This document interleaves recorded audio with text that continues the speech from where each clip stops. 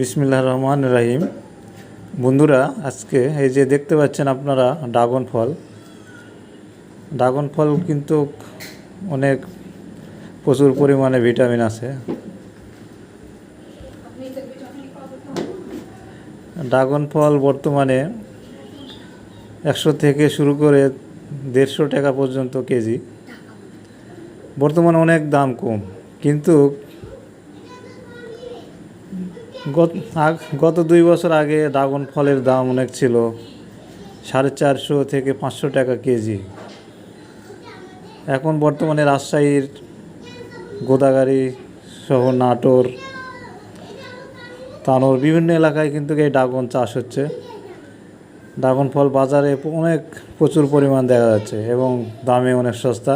আপনারা সবাই খাবেন। ধন্যবাদ।